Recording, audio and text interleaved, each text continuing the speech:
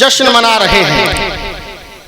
ہمارا عقیدہ ہے کہ ہم اگر عقیدت سے محبت سے ان کا جشن منائیں گے، خلوص کے ساتھ اس میں بیٹھیں گے، درود پاک کی کثرت کریں گے، تو انشاءاللہ ہمارے سرکار ہم پر کرم فرمائیں گے اور وہ ہماری محفل پاک میں تشریف لائیں گے۔ جو غلامان رسول صلی اللہ تعالیٰ علیہ وسلم رسول کریم صلی اللہ تعالیٰ علیہ وسلم کو دل سے یاد کرتے ہیں، چاہے وہ ان کا گھر ہو، چاہے وہ ان کی مسجدیں ہوں، اور چاہے کوئی اور جگہ ہو، لیکن اگر عقیدت سے محبت سے دل سے یاد کرتے ہیں تو ہمارے حضور کرم فرماتے ہیں، وہ تشریف بھی لے آتے ہیں۔ یہ ہمارا عقیدہ ہے، ہم اہل سنت کا ماننا ہے۔ لیکن کچھ لوگ ایسے بھی ہیں جو ہم اہل سنت کے بھولے بھالے لوگوں کو بہکانے کی کوشش کرتے ہیں، کہتے ہیں کہ دنیا بہت بڑی ہے اور اس دنیا میں ایک وقت میں پتہ نہیں کہاں کہاں ذکر کی محفلیں سجی ہیں، وہ ایک وقت میں کہاں کہاں جائیں گے، وہ ایک وقت میں کہاں کہاں جائیں گے۔ عزیزان ملت اسلامیہ، میں ایک مثال کے ذریعے آپ کو سمجھانا چاہوں گا اور انشاءاللہ مجھے امید ہے کہ یہ بات ہر بندہ مومن کے سینے میں اتر جائے گی۔ دیکھیے، ایک وقت میں بالکل ایک سیکنڈ کے اندر پتہ نہیں دنیا میں کتنے لوگوں کو موت آتی، پتہ نہیں دنیا میں کتنے لوگوں کو موت آتی ہے، لیکن روح نکالنے کے لیے اللہ تبارک و تعالیٰ نے جو فرشتہ متعین فرمایا ہے وہ ایک ہی ہے، وہ لاکھوں میں نہیں ہے، وہ لاکھوں میں نہیں ہے، کروڑوں میں نہیں ہے، ملک الموت اکیلے ہیں۔ اور جیسے مثال کے طور پر اب 10 بج رہے ہیں تو 10 بجے ٹھیک 10 بجے پوری دنیا میں کتنے لوگوں کو موتیں آئیں گی، تو جب ایک فرشتہ ٹھیک 10 بجے پوری دنیا میں جانے کہاں کہاں ایک ہی وقت میں موت نکالنے کے لیے حاضر ہو سکتا ہے، تو ہمارے حضور تو فرشتوں سے اعلیٰ ہیں۔ فرشتے تو فرشتے، ہمارے حضور تو نبیوں سے اعلیٰ ہیں۔ تو جب فرشتہ پہنچ سکتا ہے تو فرشتوں کے سردار یا نبیوں کے سردار نہیں پہنچ سکتے۔ سبحان اللہ۔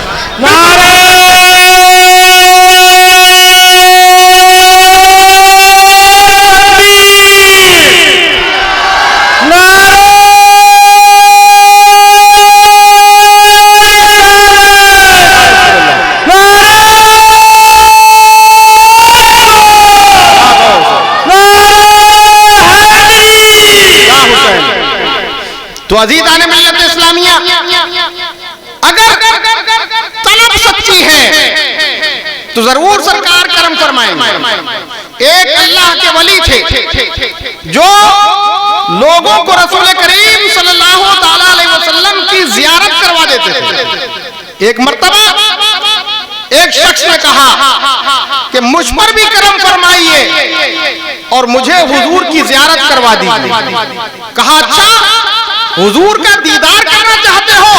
کہا ہاں، میں حضور کا دیدار کرنا چاہتا ہوں۔ کہا کل شام کو کھانا میرے گھر پہ کھانا، اور گھر سے جب چلنا تو پانی مت پینا، بغیر پانی پیے میرے گھر پہ آنا، اور کھانا میرے ساتھ میرے گھر پہ کھانا۔ وہ حضور کا دیدار کرنا چاہتا تھا، کہنے کے مطابق حضرت کے گھر پہ پہنچا اور حضرت نے کھانے میں نمک خوب زیادہ ڈلوایا، نمک خوب زیادہ ڈلوایا، اور جب حضرت کے ساتھ میں اس نے کھانا کھایا، پانی انہوں نے نہ پہلے پینے دیا نہ بعد میں پینے دیا۔ کہا بغیر پانی پیے ہی تمہیں سو جانا ہے، بغیر پانی پیے تمہیں سو جانا ہے، اور تم نے رات میں کیا دیکھا کل مجھے آ کے بتانا ہے، رات میں کیا دیکھا کل مجھے آ کے بتانا ہے۔ وہ شخص چلا گیا، سو جاتا ہے۔ اب رات میں اسے خواب نظر آتا ہے، خواب نظر آتا ہے، پوری رات خواب ہی خواب حضرت نے پوچھا کہ بتاؤ کیا دیکھا؟ کہا حضور رات کو میں نے پوری رات پانی ہی پانی دیکھا، پانی ہی پانی دیکھا۔ کہا پانی کیوں دیکھا؟ اس لیے کہ تمہیں پانی کی سچی طلب تھی، تمہیں پیاس بہت زیادہ لگی ہوئی تھی، اس لیے تمہیں خواب میں پانی ہی پانی نظر آیا۔ ایسے ہی سچی طلب اپنے لیے، ایسے ہی سچی طلب اپنے دل میں سرکار کے دیدار کی پیدا کر لو تو سرکار بھی کرم فرمائیں گے انشاءاللہ، ضرور سرکار ہمارے خواب میں تشریف لائیں۔ طلب سچی ہو تو وہ کرم کیوں نہیں فرمائیں گے؟ ضرور کرم فرمائیں گے۔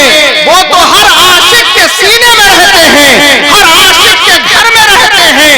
سنا ہے آپ ہر عاشق کے گھر تشریف لاتے ہیں۔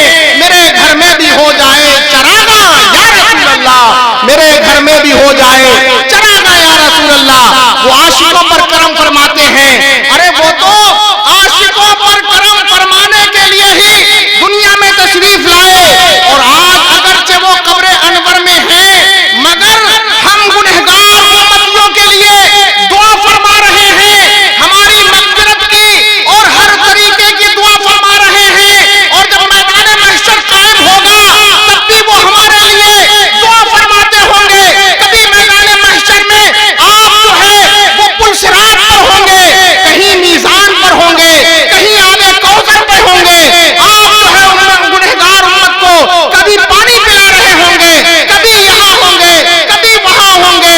عزیزان ملت اسلامیہ، وہ ہم پر بہت مہربان ہیں، مگر ہم ہیں کہ ایسے نبی کے امتی ہیں جنہوں نے ہمیں ہم سے اتنی محبت فرمائی ہے کہ امت کا کسی تکلیف میں پڑنا آپ کو گوارا نہیں، مگر ہم ان کے فرامین کو بھولتے چلے جا رہے ہیں۔ سرکار دو عالم صلی اللہ تعالی علیہ وسلم نے ہم سے نماز پڑھنے کو فرمایا، مگر ہم جمعے کے علاوہ نماز پڑھتے ہوئے نظر نہیں آتے۔ ایسا معلوم ہوتا ہے جیسے سرکار نے صرف جمعے کی نماز پڑھنے کا حکم دیا ہو، حالانکہ ہمارے حضور نے تو 5 وقتہ نماز با جماعت پڑھنے کا حکم دیا ہے، اور ہمارے حضور فرماتے ہیں کہ جو بندہ مومن 5 وقتہ نماز پڑھتا ہے تو مجھے اس سے بہت خوشی ملتی ہے، میری آنکھوں کو ٹھنڈک پہنچتی ہے۔ اور عزیزان ملت اسلامیہ، میں سرکار کی ولادت کے تعلق سے کچھ بولوں اس سے پہلے میں آپ کو ایک حدیث جو کافی لمبی ہے وہ سنانا چاہتا ہوں کہ سرکار دو عالم صلی اللہ تعالی علیہ وسلم ان لوگوں سے جو نماز جماعت کے ساتھ نہیں پڑھتے، بلا وجہ جماعت چھوڑ دیتے ہیں، اپنے گھروں میں پڑھ لیتے ہیں، ان کے لیے سرکار دو عالم صلی اللہ تعالی علیہ وسلم نے کیا فرمایا۔ اور اس سے آپ کو اندازہ لگانا ہے کہ جو نماز پڑھتے ہیں مگر جماعت بلا وجہ چھوڑ دیتے ہیں، ان سے سرکار اتنا ناراض ہے اور اللہ تبارک و تعالیٰ اتنا ناراض ہے، تو اندازہ لگائیے گا کہ جو بالکل نماز نہیں پڑھتے اللہ اور اس کے رسول ان سے کتنا ناراض ہوں گے۔ ہمارے سرکار فرماتے ہیں کہ اللہ تبارک و تعالیٰ ایسے لوگوں کو جو نماز تو پڑھتے ہیں مگر بلا وجہ شرعی بغیر کسی مجبوری کے جماعت چھوڑ دیتے ہیں، تو ایسے لوگوں کو اللہ تبارک و تعالیٰ 12 بلائیں نازل کرے گا۔ 12 بلاؤں میں 3 بلائیں دنیا میں آئیں گی۔ بہت غور سے سننا، 3 بلائیں دنیا میں، 3 بلائیں مرتے وقت، اور 3 بلائیں قبر میں، اور 3 بلائیں میدان محشر میں۔ 3 بلائیں جو ایسے لوگوں پر دنیا میں آئیں گی، ان میں پہلی بلا یہ ہے کہ ایسے لوگوں کے رزق سے برکت اٹھا لی جاتی ہے، برکت ختم کر دی جاتی ہے، چاہے وہ کتنا ہی کما لیں مگر ان کے پیسے میں برکت نہیں ہوگی۔ آج بہت سارے لوگ یہ کہتے ہوئے نظر آتے ہیں کہ ہم کماتے تو بہت ہیں مگر ہمارے رزق میں برکت نہیں ہے۔ اس حدیث پاک کو دیکھیں، سرکار کے فرمان کو دیکھیں، سرکار نے پہلے ہی فرما دیا ہے جو جماعت چھوڑے گا اس کے رزق میں برکت نہیں ہوگی۔ ہے قول خدا، قول نبی فرمان نہ بدلا جائے گا، بدلے کا زمانہ لاکھ مگر قرآن نہ بدلا جائے گا، سرکار کا فرمان نہیں بدلا جائے گا۔ اور سرکار نے فرمایا کہ جو لوگ جماعت سے نماز نہیں پڑھتے ان کے چہرے سے صالحین کا نور ختم کر دیا جاتا ہے۔ اللہ والوں کے چہرے پر جو نور ہوتا ہے وہ نور ان کے چہرے پر نہیں رہتا، اور تمام اہل ایمان کے دلوں میں، یعنی تمام نبیوں کے دلوں میں، تمام رسولوں کے دلوں میں، تمام فرشتوں کے دلوں میں وہ قابل نفرت ہو جاتے ہیں، مبغوض ہو جاتے ہیں۔ کوئی نبی ان سے محبت نہیں کرتا، کوئی رسول ان سے محبت نہیں کرتا، کوئی ولی ان سے محبت نہیں کرتا۔ بے نمازی انسان چاہے وہ مزاروں کی کتنے ہی چکر لگاتا رہے، مگر کوئی اللہ والے اس پر نگاہ کرم نہیں فرمائیں گے۔ نگاہ کرم اللہ والوں کی اسی پر ہوتی ہے جو رسول کریم کا فرما بردار ہوتا ہے، جو نماز باجماعت کا پابند ہوتا ہے۔ تو ہمیں چاہیے کہ اگر ہم اللہ کا فضل، رسول کی عطا اور ولیوں کا فیض چاہتے ہیں تو اپنے آپ کو 5 وقتہ باجماعت نمازی بنائیں۔ اور 3 وہ عذاب جو جماعت چھوڑنے والوں پر مرتے وقت آتے ہیں، ان میں پہلا عذاب یہ ہے کہ اس کی ایمان کی بربادی کا خطرہ رہتا ہے۔ اللہ اکبر۔ مسلمان کے پاس اگر سب سے بڑی، سب سے اہم کوئی دولت ہے تو وہ ایمان ہے۔ اگر مسلمان کا ایمان ہی نہ رہا تو سمجھئے کچھ بھی نہ رہا، اور خاتمے اور اعتبار جو ہے وہ خاتمے کا ہے۔ ایمان جو سلامت لے گیا سمجھئے اسی کا کام بن گیا، اور جس کا ایمان چلا گیا سمجھئے اس کا سب کچھ لٹ گیا۔ تو جو نماز پڑھے مگر بلا وجہ شرعی جماعت چھوڑ دے، مرتے وقت اس کی ایمان کی بربادی کا خطرہ ہے۔ تو جو بالکل نہ پڑھے اس کے ایمان کا کتنا خطرہ ہوگا۔ تو اگر ہم اپنی سب سے قیمتی اور اہم دولت بچانا چاہتے ہیں تو ہمیں چاہیے کہ ہم نماز باجماعت کے پابند ہو جائیں، نماز باجماعت کے پابند ہو جائیں۔ اور دوسرا عذاب جو مرتے وقت آتا ہے وہ ہے کہ اس کی روح ایسی حالت میں قبض کی جاتی ہے کہ وہ پیاسا ہوتا ہے، چاہے وہ تمام دریاؤں کا پانی پی جائے، تمام سمندروں کا پانی پی جائے، مگر اس کی پیاس نہیں بجھ سکتی۔ اس کا پیٹ تو پھٹ سکتا ہے مگر اس کی پیاس نہ بجھے گی۔ اور تیسرا عذاب جو مرتے وقت آتا ہے وہ یہ ہے کہ اس کی روح بڑی سختی کے ساتھ قبض کی جاتی ہے۔ حدیث پاک میں ہے جو سرکار کا فرمانبردار ہے، مومن صالح ہے، نماز باجماعت کا پابند ہے، اس کی روح تو ایسے نکالی جاتی ہے جیسے گندے ہوئے آٹے میں سے بال نکال لیا جاتا ہے۔ گندے ہوئے آٹے کا کچھ نہیں بگڑتا، ایسے ہی نماز باجماعت کی پابندی کرنے والے لوگ جو اللہ رسول کے فرمانبردار ہیں ان کی روح بھی ایسے نکالی جاتی ہے کہ ان کے جسم کو کوئی خبر ہی نہیں ہوتی۔ مگر دوسری طرف دیکھیے وہ لوگ جو نماز باجماعت نہیں پڑھتے یا نماز بالکل ہی نہیں پڑھتے، ان کی روح کیسے نکالی جاتی ہے۔ سرکار فرماتے ہیں جیسے کانٹے دار درخت پر کوئی باریک دوپٹہ ڈال دیا جائے اور پھر اس دوپٹے کو کھینچا جائے تو جیسے دوپٹہ تار تار ہو جاتا ہے، ایسے ہی بے نمازی کا جسم بھی تار تار ہو جاتا ہے، زخمی ہو جاتا ہے۔ اور عزیزان ملت اسلامیہ 3 عذاب جو قبر میں آئیں گے ان میں پہلا عذاب یہ ہے کہ منکر نکیر اس کے پاس بہت ہی بھیانک شکل میں آئیں گے، ایسی شکل میں کہ ان کی آنکھیں دیگ کی طرح بڑی بڑی ہوں گی، ان میں سے آگ نکل رہی ہوگی، ان کے بال اتنے بڑے ہوں گے کہ پیروں تک لٹک رہے ہوں گے، جسم پر بھی بال نظر آئیں گے، اور ہر بال سے آگ نکل رہی ہوگی، آنکھوں سے بھی آگ نکل رہی ہوگی۔ اتنی بھیانک صورت کہ اگر پہلے سے کچھ یاد بھی ہوگا تو جب وہ اس کو ایسی بھیانک صورت میں اٹھائیں گے تو سب کچھ بھول جائے گا، کچھ جواب نہ دے سکے گا۔ اور عزیزان ملت اسلامیہ وہ بھیانک صورت میں سختی کے ساتھ سوال کریں گے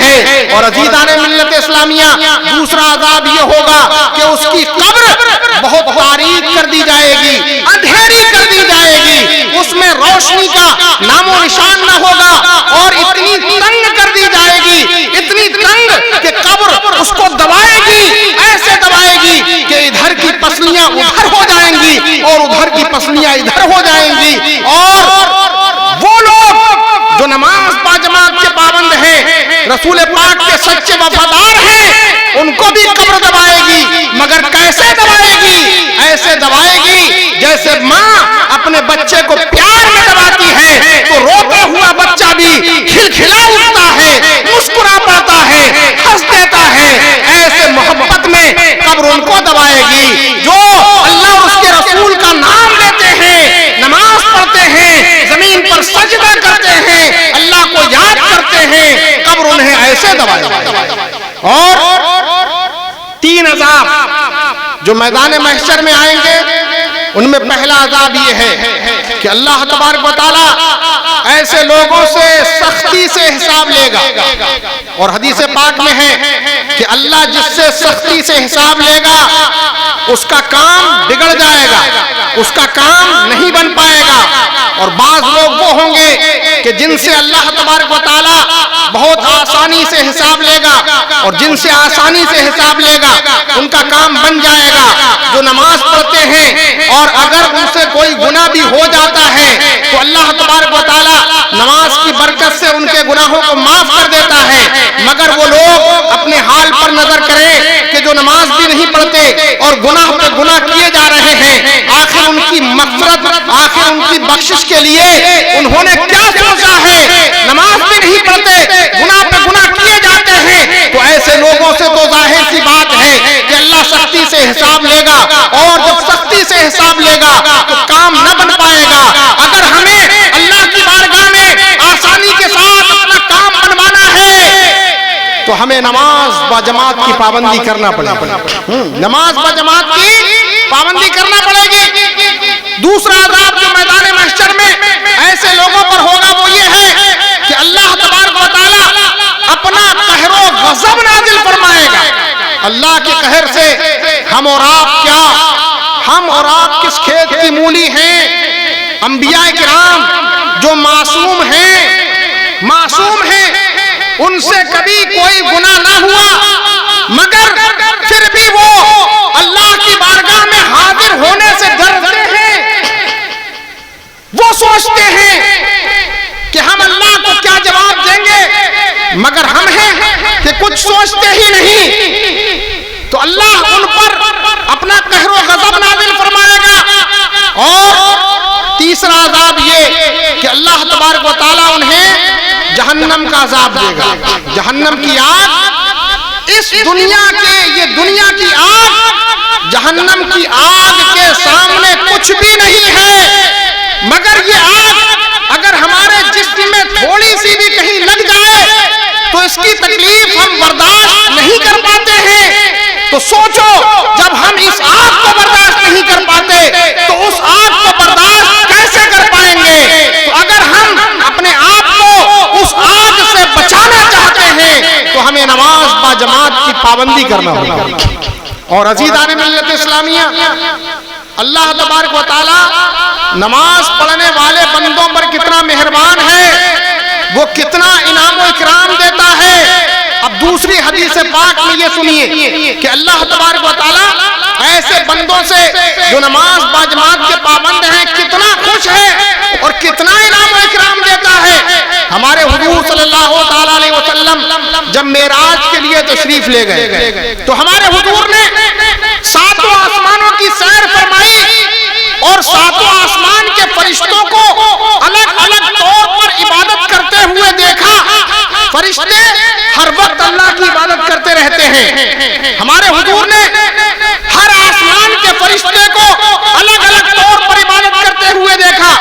کسی آسمان کے فرشتے اللہ اکبر اللہ اکبر، کسی آسمان کے فرشتے الحمدللہ، کسی آسمان کے فرشتے سبحان اللہ، کسی آسمان کے فرشتے التحیات پڑھ رہے ہیں، کچھ آسمان کے فرشتے درود و سلام پڑھ رہے ہیں، کچھ جو ہے وہ کوئی عبادت میں ہے۔ تو جب ہمارے حضور نے 7 آسمان کے فرشتوں کو الگ الگ عبادت کرتے ہوئے دیکھا، کچھ رکوع میں ہیں، کچھ سجدے میں ہیں، تو ہمارے حضور کے دل میں یہ تمنا پیدا ہوئی، ہمارے حضور کے دل میں یہ تمنا پیدا ہوئی کہ کاش رب العزت میری امت پر کوئی ایسی عبادت فرض فرما دے کہ جس میں سارے فرشتوں کی عبادت جمع ہو، یعنی اس میں اللہ اکبر بھی ہو، الحمدللہ بھی ہو، سبحان اللہ بھی ہو،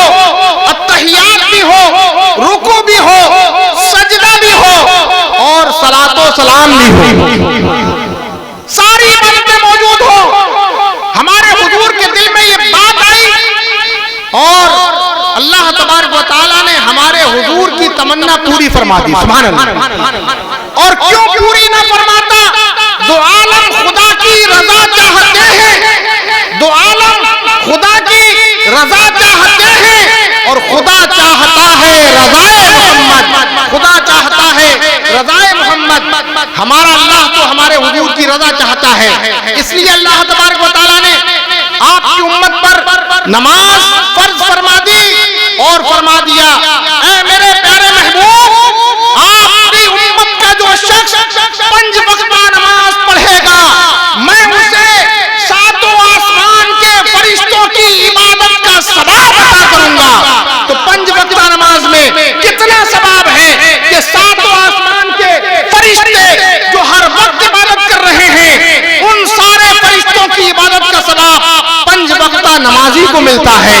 عزیزان ملت اسلامیہ، 7 آسمان میں کتنے فرشتے ہیں میں اندازہ نہیں لگا سکتا، نہیں بتا سکتا، بس اتنا بتا سکتا ہوں کہ سرکار دو عالم صلی اللہ علیہ وسلم کے روضہ اقدس پر صبح و شام 70,000 صبح اور 70,000 شام فرشتے درود و سلام پڑھنے کے لیے آتے ہیں۔ جو صبح کو آتے ہیں شام تک درود و سلام پڑھتے ہیں اور پھر وہ چلے جاتے ہیں، تو شام والے آتے ہیں وہ صبح تک سرکار کی بارگاہ میں درود و سلام پڑھتے رہتے ہیں۔ 1,40,000 فرشتے سرکار کی بارگاہ میں روزانہ درود و سلام پڑھتے ہیں۔ اب دیکھیے ایک نقطے کی بات مجھے اور یاد آئی، کچھ لوگ صلاۃ و سلام کو منع کرتے ہیں، صلاۃ و سلام سے چڑھتے ہیں، روکنے کی کوشش کرتے ہیں، منع کرتے ہیں۔ عزیزان ملت اسلامیہ، سلام کون پڑھوا رہا ہے؟ اللہ پڑھوا رہا ہے۔ کس مخلوق سے؟ جو نورانی مخلوق ہے، جو گناہ سے پاک ہے۔ فرشتے گناہ نہیں کرتے، ان میں گناہ کی طاقت ہے ہی نہیں، اور اللہ تبارک و تعالی گناہ کو پسند نہیں کرتا۔ اگر یہ کام برا ہوتا اللہ نہ کرواتا۔ اللہ تبارک و تعالی اپنے پیارے محبوب کی بارگاہ میں فرشتوں سے سلام پڑھوا رہا ہے، اس کا مطلب یہ ہے کہ یہ کام اللہ کو پسند ہے، تو ہمیں اللہ کا پسندیدہ کام کرتے رہنا چاہیے، صلاۃ و سلام پڑھتے رہنا چاہیے۔ عزیزان ملت اسلامیہ، تو ایک بار جو فرشتے آ جاتے ہیں قیامت تک انہیں دوبارہ آنے کا موقع نہ ملے گا۔ اتنی زیادہ تعداد فرشتوں کی ہے، تو اتنی زیادہ تعداد میں فرشتے عبادت و ریاضت جو کرتے ہیں اتنا ثواب اللہ تبارک و تعالیٰ 5 وقتہ نمازی کو عطا فرماتا ہے۔ تو ہمیں چاہیے کہ اتنے ثواب کو ہم ہاتھ سے نہ جانے دیں، نماز با جماعت پڑھیں اور اتنا ثواب حاصل کریں اور اللہ تبارک و تعالیٰ کے قہر و غضب سے بچیں۔ اور ایک بہت مشہور حدیث پاک ہے جو آپ نے اپنے امام صاحب سے سنی ہوگی کہ اللہ کے رسول صلی اللہ تعالیٰ علیہ وسلم بے جماعت، یعنی جو جماعت بلا وجہ چھوڑ دیتے ہیں ان سے کتنا ناراض ہیں۔ سرکار فرماتے ہیں کہ میرا دل یہ چاہتا ہے کہ میں اذان کہلواؤں اور اپنے نوجوانوں کو حکم دوں کہ وہ لکڑیاں جمع کر کے لائیں، اور جو لوگ اذان کے بعد مسجد میں نماز پڑھنے کے لیے نہ آئیں تو میرا دل یہ چاہتا ہے کہ میں ان کے گھروں میں آگ لگا دوں، ان کے گھروں کو جلا دوں۔ یہ کون فرما رہے ہیں؟ جو بہت مہربان ہیں، امت پر بہت مہربان ہیں، امت کا کسی تکلیف میں پڑنا انہیں بالکل گوارا نہیں ہے، مگر جو لوگ جماعت سے نماز نہیں پڑھتے، نماز پڑھتے ہیں تو وہ ان سے اتنا ناراض ہیں کہ ان کے گھروں کو جلانے کا ارادہ فرما رہے ہیں، پھونکنے کا ارادہ فرما رہے ہیں۔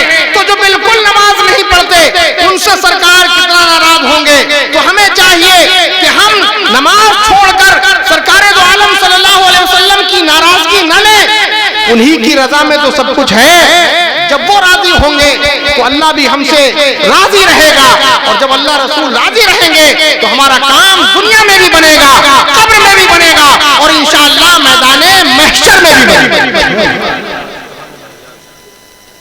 ہم تو انسان ہیں، ہم تو انسان ہیں۔ ہمارے سرکار کا کہنا تو دوسری مخلوق نے بھی مانا، دوسری مخلوق نے بھی مانا ہے۔ ایک ایسا شخص جو سرکار پر ایمان نہیں لایا تھا، سرکار کی بارگاہ میں حاضر ہوا اور عرض کرنے لگا، اگر یہ پیڑ جو کھڑا ہوا ہے آپ اگر اسے بلائیں اور یہ پیڑ آپ کے بلانے پر آ جائے تو میں کلمہ پڑھ لوں گا، تو میں کلمہ پڑھ لوں گا۔ ہمارے حضور نے فرمایا کہ میں کیا کہوں، تو ہی جا کے کہہ دے، تو ہی کہہ دے کہ تجھے حضور بلاتے ہیں۔ جب اس نے اپنے پیڑ میں، جب اس کافر نے پیڑ کو سرکار کا فرمان سنایا تو پیڑ خوشی میں جھوم اٹھا، اس نے تنوں کو ہلایا اور جھومتا ہوا سرکار کی بارگاہ میں آ گیا۔ سبحان اللہ، سرکار کی بارگاہ میں آ گیا۔ اور عزیزان ملت اسلامیہ، جب اس نے یہ دیکھا تو کلمہ پڑھ کر مسلمان ہو گیا۔ اسی طریقے سے ایک واقعہ مجھے اور یاد آ رہا ہے کہ ایک مرتبہ کچھ کافروں نے کہا ہمارے حضور سے کہ یہ گوہ وہ پکڑ کر لائے تھے انہی کی تھی، ہمارے حضور کی نہ تھی، مطلب حضور اس کے مالک نہ تھے، وہی کافر اس کے مالک تھے، وہ جنگل سے پکڑ کے لائے تھے، اور حضور سے کہنے لگے کہ یہ گوہ اگر آپ پر کلمہ پڑھ لے گی تو ہم بھی کلمہ پڑھ لیں گے، ہم بھی کلمہ پڑھ لیں گے۔ اور حضور صلی اللہ تعالیٰ علیہ وسلم نے جب اس گوہ کی طرف اشارہ کیا تو وہ گوہ کلمہ پڑھتی ہوئی نظر آئی۔ سبحان اللہ، کلمہ پڑھتی ہوئی نظر آئی۔ اس نے جو ہے ہمارے حضور پر کلمہ پڑھا، ایمان لائی۔ جب کافروں نے دیکھا کہ ان کا کہنا تو گوہ بھی مان نہیں ہے، وہ بھی ان پر کلمہ پڑھ رہی ہے، جب انہوں نے دیکھا تو وہ بھی کلمہ پڑھنے لگے اور کلمہ پڑھ کر داخل اسلام ہو گئے، مسلمان ہو گئے۔ اور عزیزان ملت اسلامیہ، اور بھی مجھے ایک واقعہ یاد آیا کہ ایک مرتبہ ایک اونٹ بھی جو دیوانہ تھا، پاگل تھا، مگر حضور صلی اللہ تعالیٰ علیہ وسلم نے اس سے بھی بات کی اور وہ بھی آپ پر کلمہ پڑھتا ہوا نظر آیا۔ تو ہمارے حضور کا کہنا تو انسان جانور بھی مانتے ہیں، پتھر بھی کلمہ پڑھتے ہیں، تو اب اگر ہم انسان ہوتے ہوئے اور انسانوں میں بھی مسلمان ہوتے ہوئے اور مسلمانوں میں بھی سرکار کے امتی ہوتے ہوئے، انسان تو اس سے پہلے بھی گزرے ہیں اور مسلمان بھی گزرے ہیں، کسی بھی نبی کا امتی ہے جو اس نبی پر کلمہ پڑھ کر ایمان لے آیا۔ ہر امتی مسلمان نہیں ہوتا۔ حضرت آدم علیہ السلام اور جتنے بھی نبی گزرے ہیں ان کی امتوں میں بھی کافر رہے ہیں، اس امت میں بھی کافر ہیں۔ جو کلمہ پڑھ کر اس نبی کو، جس نبی کے وہ حیات ظاہری میں تھے، دور میں تھے، تو ان پر ایمان لے آئے، وہی مسلمان ہیں۔ تو ہم حضور کے امتی ہیں، مسلمان ہیں، اور اگر ہم حضور کا کہنا نہ مانیں، انہوں نے نماز پڑھنے کو کہا ہے، نماز نہ پڑھے، تو میں سمجھتا ہوں کہ ہم سے بہتر تو وہ جانور ہیں، ہم سے بہتر تو وہ جانور ہیں جنہوں نے حضور کی فرما برداری کی۔ عزیزان ملت اسلامیہ، اللہ تبارک و تعالیٰ نے ہمیں لقد کرمنا بنی آدم کا تاج عطا فرمایا ہے، ہمیں تمام مخلوق پر فضیلت عطا کی ہے، تو ہماری غیرت ایمانی کو سوچنا چاہیے کہ ہمارے حضور تو وہ ہیں کہ جن کا کلمہ جانوروں نے پڑھا ہے، جن کا کلمہ پتھروں نے پڑھا ہے، پتھروں نے کہنا مانا ہے، تو ہمیں چاہیے کہ ہم انسان ہوتے ہوئے حضور کا کہنا نہ مانیں، ضرور ماننا عزیزان ملت اسلامیہ، جلسے، جلوس